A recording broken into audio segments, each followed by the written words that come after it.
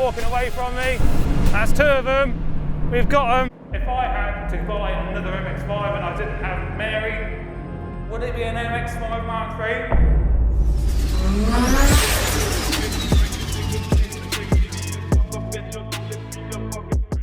Hi everyone, welcome back to Boffy Racing. I know it's been such a long time since we did our last video. I think it's actually been over a year. Now, we've been working really hard behind the scenes to make sure that your experience on the website is as good as it can be, and that's just meant that we haven't had the time to do these videos. However, we are back. We're here today to find out, is the Mazda MX-5 Mark III worthy of that MX-5 name? We're going to do a review, we're going to go out and see what it's like to drive, and we're going to go through all the things that we like, what we don't like about it, and then finally we're going to do a hot lap. Definitely stay watching to the end to see what we're going to do to it, what our plans are. We've got some great suppliers on board, so make sure you don't miss out. Now, let's put in some footage of us cleaning this thing, because right now it's grim and we want to show you how clean this thing is.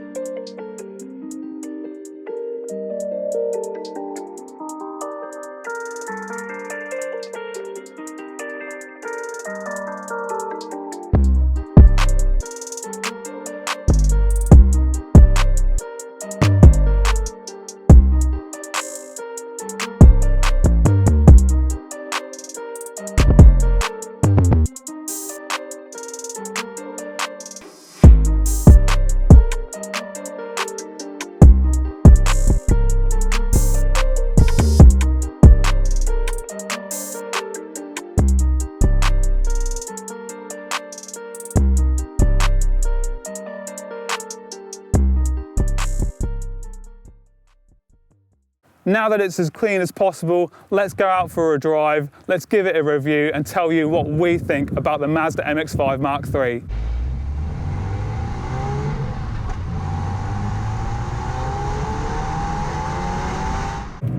Now, driving a Mazda MX-5 Mark III is a fairly familiar affair.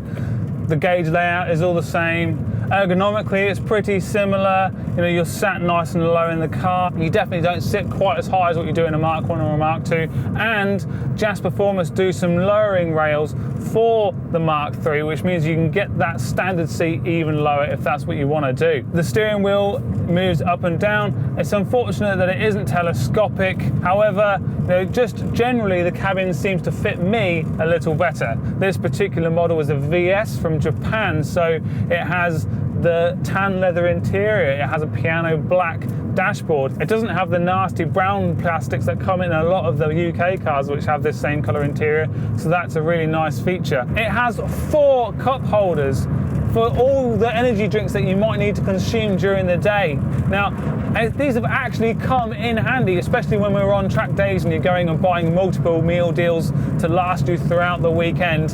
And I've filled up every single one of those cup holders in the past, and I've been grateful for it. One of my personal pet peeves in this car is the quality of some of the switchgear. The heated seat switches in particular are absolutely awful. They're perhaps one of the worst things I've ever touched in a car. But you know, we can forgive it. It's a driver's car. Both your hands should be on the steering wheel. They shouldn't be touching random parts of the interior that you shouldn't really be thinking about too much.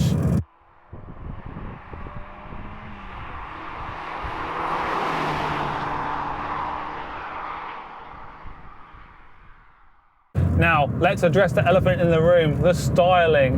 The NC1 is definitely not the prettiest of the bunch. I think what they tried to do is take that Mark 1 grille and put it on the Mark 3, and what it means is the design just isn't cohesive. It's just not quite right. In the NC2, you can actually see that they've taken the Mark 2.5 grille and put that on the MX-5 Mark III, and in my opinion, that is a far, far better looking car. What we really like about the Mark III is the suspension geometry. So it retains the double wishbone front suspension that is so commonly found on the Mark 1s and Mark 2s. However, the rear suspension moves to a multi-link rear, much like the RX-8. The track width is a little wider, it's a little bit longer, but overall the car isn't actually that much bigger. I think a lot of it comes down to that horrible 4x4 stance that they come with from the factory, although this particular car has RSR lowering springs on it, which, you know, are good, definitely makes the car handle better, but you really start to see the limit of lowering springs when you go over big bumps. The rear shocks on this love to ride the bump stops, and we don't love that. The e-throttle map is particularly frustrating on this car. First, second and third gears are all torque limited, but that is easily fixable with a tune. The standard ECU is actually tunable in these cars, so for light power mods it is well worth taking to somebody for a map. Also, being a Japanese model, this car has the Super Fuji LSD, which is much improved over the ones found in the late NBs, and it comes in a 4.1 ratio, where the UK cars, they actually tend to come in a 3.7. The first 3 gears are also shorter, which means that this car is a real joy to row through the gears through. Another thing that this Japanese model doesn't have is traction or stability control. So if you haven't driven a UK car, the traction and stability control on those cars is absolutely ridiculous. It is so aggressive, it cuts power coming out of corners. It's frankly sometimes dangerous, so we always turn that off as a safety feature.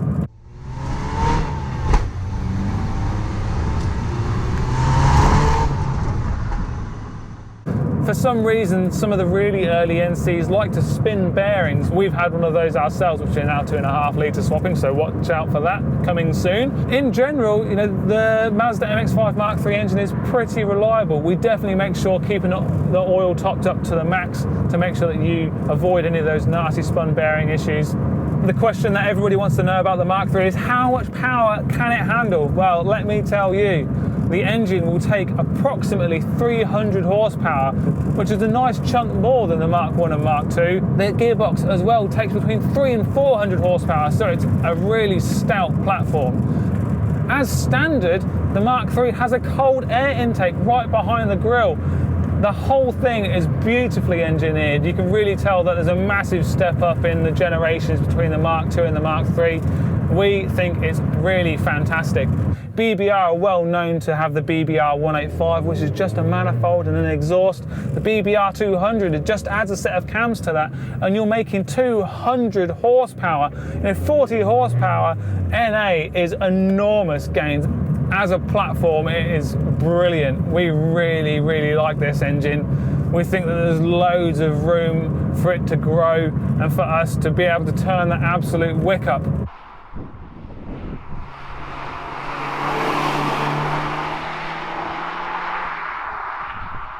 Now, if you compare the specs of the Mark 1 and the Mark III against each other, things are pretty interesting. People do complain that the Mark III is heavier, which is true. It is 7% heavier, so it's actually about 80 kilograms heavier, so it is a lot. However, the power is up 18%, so that extra weight is masked. Now what we're doing is we're just about to enter the track.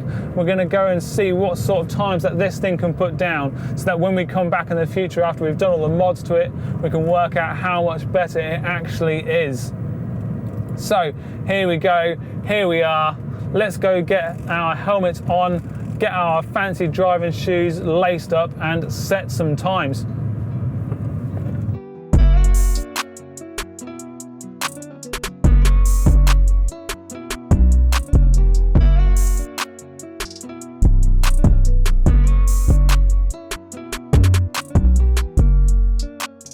Okay, let's go see what this thing can do. We'll just give you a nice few laps, give you an idea of what this thing is about, how it handles, whether or not the Mazda MX-5 Mark III is a real MX-5, whether it deserves that name. Does it deserve to be the butt of all your jokes calling it a boat? That's 160 Ks, 180k, 190, and I've hit the top of 5th.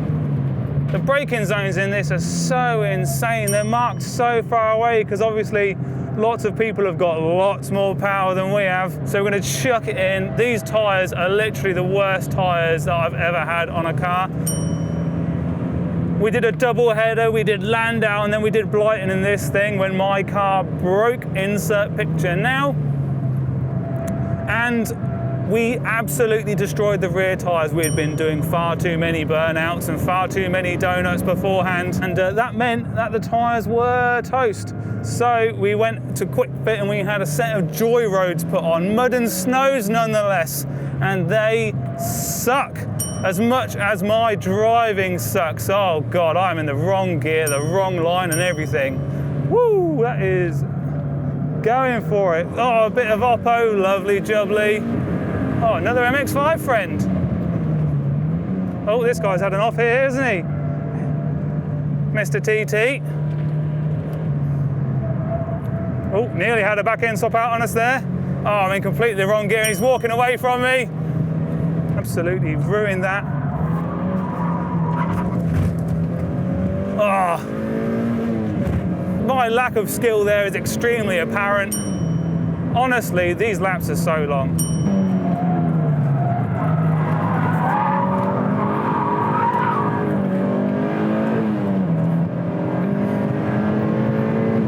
Well, that was one lap with no traffic. Let's see how we do.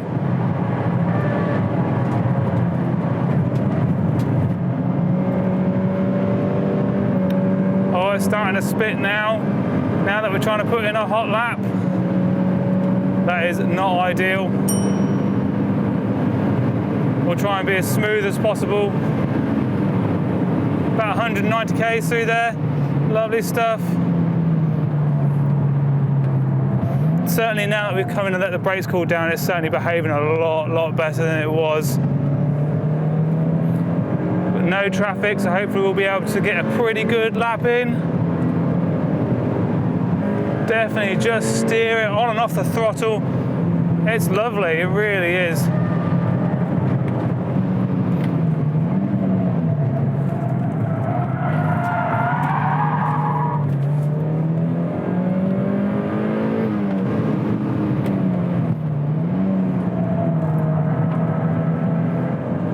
Oh, better through there this time.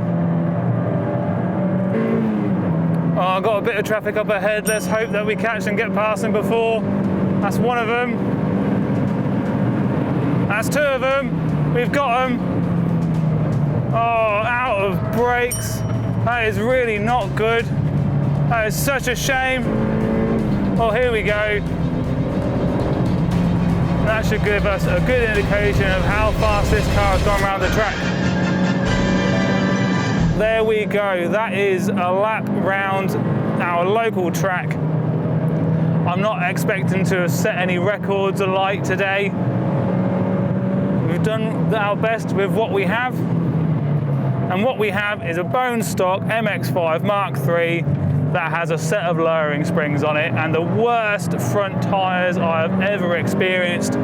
Before you go and say, oh, you should put them on the rear, we did do that and it was dangerous. So whilst it was an enormous amount of fun, was it the right thing to do? Well, if you want to have lots of fun, yes. If you want to set a fast lap time, probably not. So is the Mazda MX-5 Mark III worthy of the moniker MX-5? Absolutely it is. This car is a riot. With the chassis shared with the RX-8, that multi-link rear suspension, it's not that heavy by modern standards. It absolutely handles like a dream. It is absolutely a Mazda MX-5. We are so excited to get our teeth into this one and make it as good as it can be. we've got some incredible partners on board to make sure that this car is one of the fastest Mark IIIs in the country, and we're sure that we can do it. We are absolutely positive that we can make this car an absolute riot. If I had to buy another MX-5 and I didn't have Mary, would it be an MX-5 Mark III? Do you know what? I think it probably would. I think it would be a facelift one, to be honest, because they're my favourite. An NC2, because they're gorgeous. But this is the one that we've got. And the one that we've got is going to get a lot of naughty things. So please bear with us whilst we go back to HQ and we'll round up the video. So we are back from the track. Let's talk a little bit about this car. It's a Japanese roadster. It's one of the cleanest ones you've ever seen. It's got about 70,000 miles on it. There is zero rust. This thing is an absolute treat. Now, we've got some awesome things in store for you with this car. This is going to be our first ever build series, front to back. We want to show you guys exactly what is possible with the Mazda MX-5 Mark III. As we've said in this video, it is absolutely worth that moniker. And what we're going to do is we're going to turbocharge it. We have got a G25 660 nonetheless. We think we're going to make between 300 and 400 horsepower. We're going to put Manley rods in it. We're going to put probably Wiseco pistons in it. It's going to get Bride seats. It's got Enkei wheels. It's got an Auto Exi body kit coming for this car. This is going to be an absolute treat, I promise you. We've got Seibel helping us out with a roll bar and underbracing and suspension. We're going to bring on loads of other amazing brands to make this the best build series that we possibly can. Now, don't forget to follow along, check all our socials to make sure that you are up to date with when the next video is coming out. So don't forget to like this video if you've enjoyed this, if you guys are happy that we're back, subscribe for more content, hit that bell notification button to make sure that you're notified every single time that we upload a video in this series. Thank you guys so much for watching. See you next time.